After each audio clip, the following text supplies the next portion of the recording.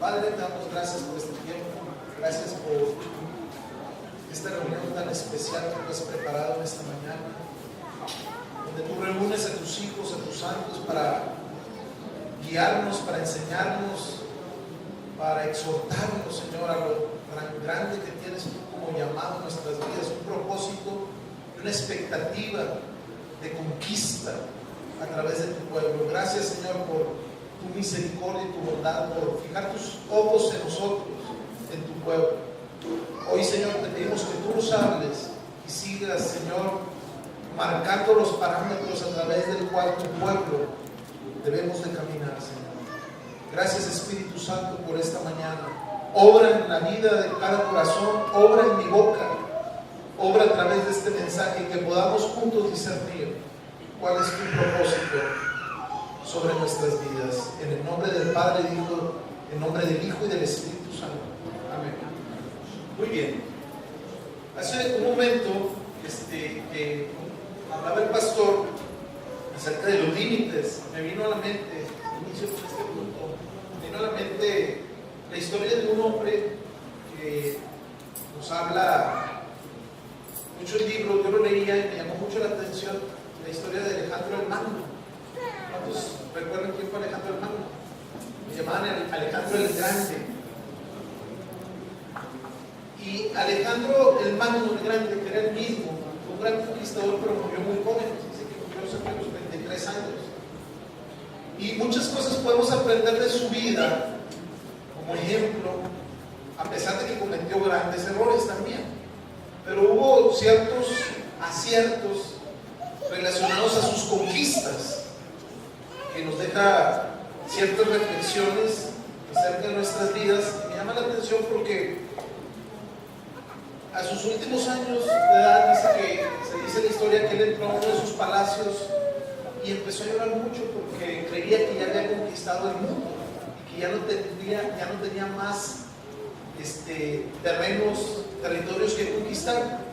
Pero la historia nos cuenta que cuando él salió con sus tropas a las conquistas, me llamaba la atención porque dice que iba por todo su ejército cabalgando, y cuando llegaron cerca de lo que era hoy el río Éufrates, dice la historia, una palabra dice la historia, que llegaron y de repente su ejército se detuvo y él se quedó como que pasmado de que qué sucedió, por qué detenían la avanzada.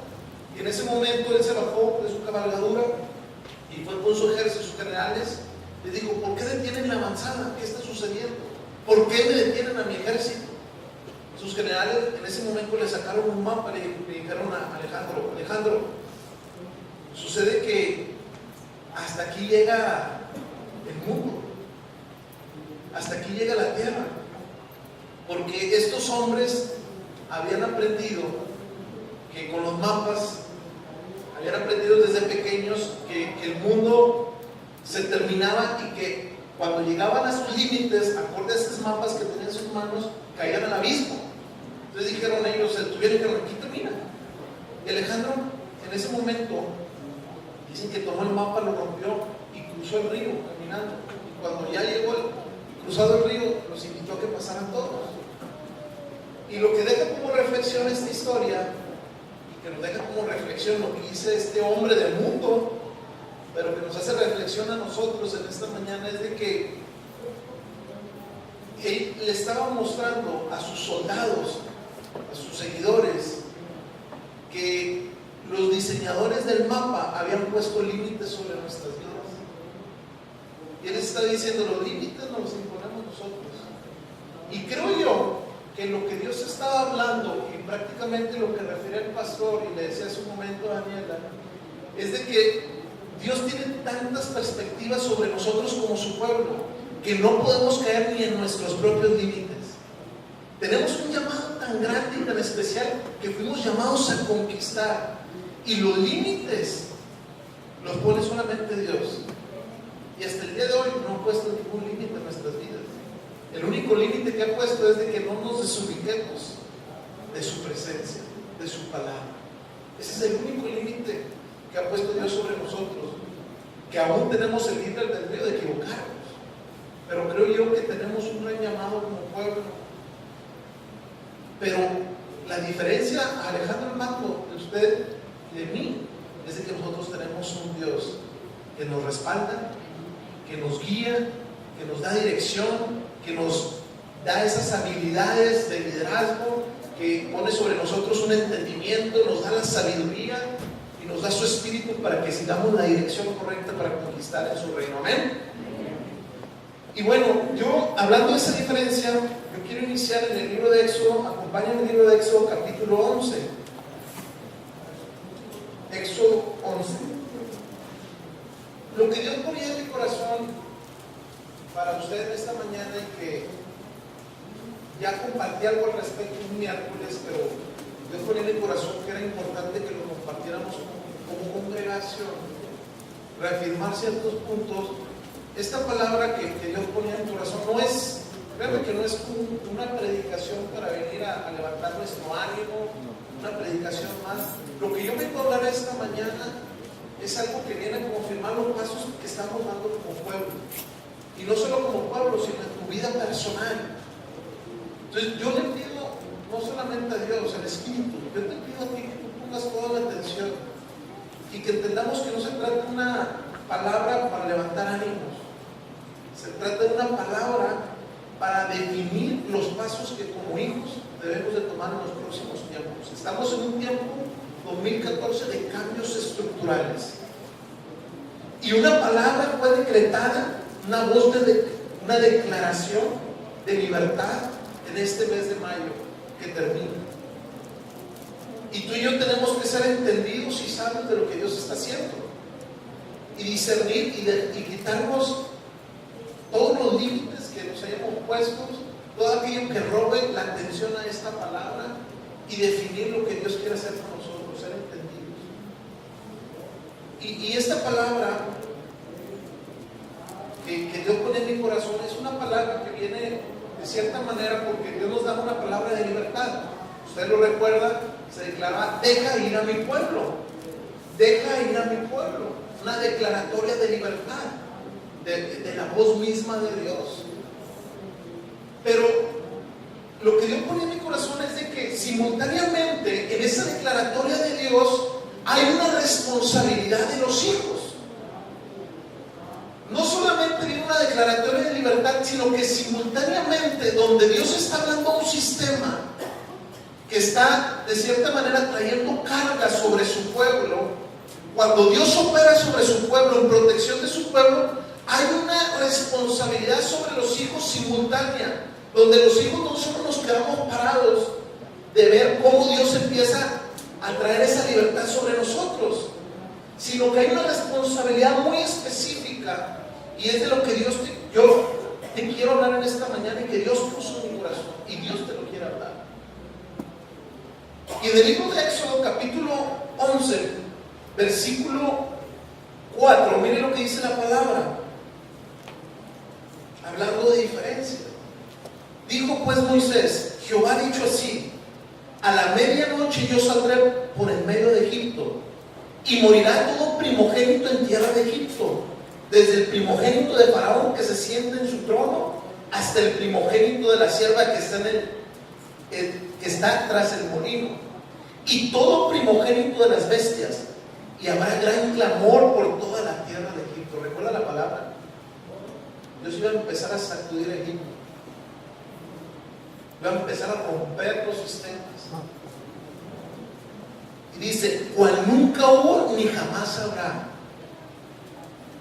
pero contra todos los hijos de Israel, desde el hombre hasta la bestia, ni un perro moverá su lengua, para que sepáis que Jehová hace diferencia entre los egipcios y los israelitas.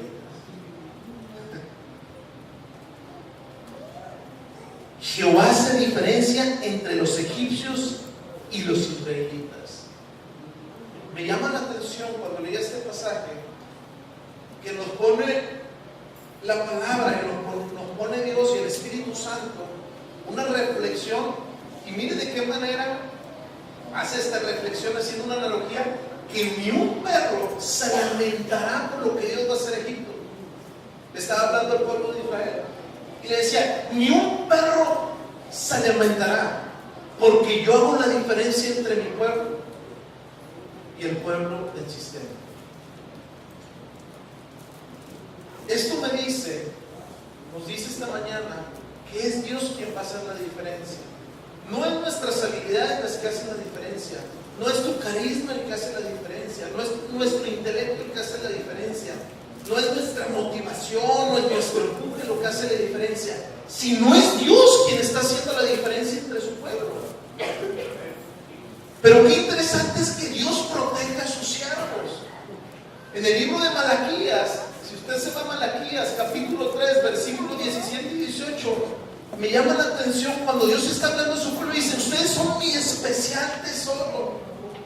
Ustedes son algo tan especial que yo perdonaré a todo mi pueblo, a todo hombre, y entonces os volveréis y discerniréis la diferencia entre el justo y el malo, entre el que sirve a Dios y el que no le sirve.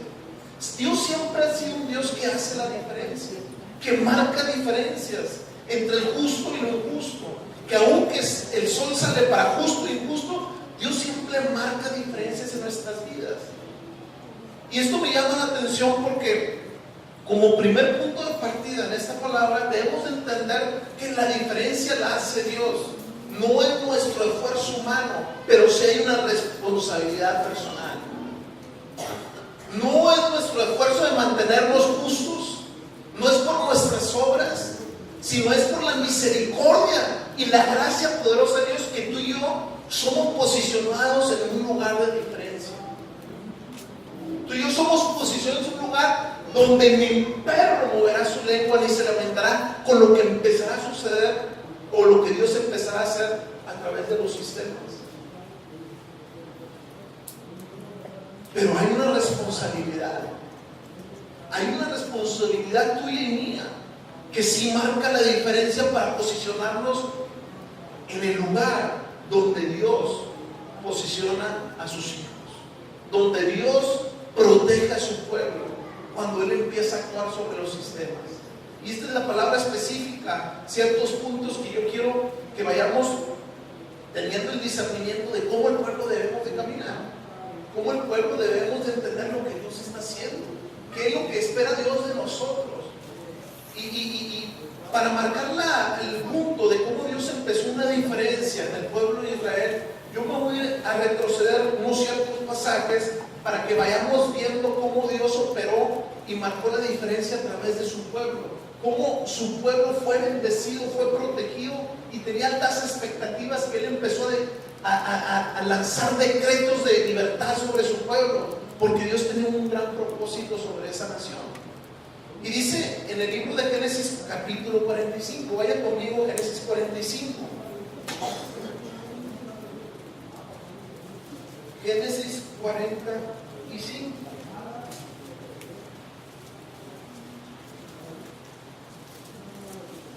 ¿Cuántos creen que somos un pueblo que marcará la diferencia? Amén. Amén. Somos un pueblo que marcará la diferencia. Pero la pregunta es, ¿estamos en el lugar correcto, con la mente correcta, con el corazón correcto, para que Dios marque esa diferencia? Génesis 45. Mire cómo es que Dios empieza a marcar una diferencia. Dice en el versículo 8, en este momento está hablando, hay una conversación muy interesante entre José y sus hermanos. Recordemos que José ya era gobernante, ya Dios lo levantó, lo llevó sobre el pueblo de Egipto y Dios lo había engrandecido y lo había prosperado, pero pasó por un proceso muy interesante en el que él fue fiel al Señor. Y hubo un momento que cuando ya estando que se acercaron sus hermanos, que había una hambruna en Canaán y que Jacob estaba esperando que fueran sus hijos a ver la provisión de Egipto, y cuando José está con sus hermanos dice la palabra: así pues, no me enviasteis acá vosotros, está diciendo sus hermanos, sino Dios que me ha puesto por padre de Faraón. Y es interesante, Dios lo ponía por padre de Faraón y por señor de toda su casa. O sea, Faraón no era el señor de la casa. José estaba enseñoreando sobre los bienes de la nación de Egipto.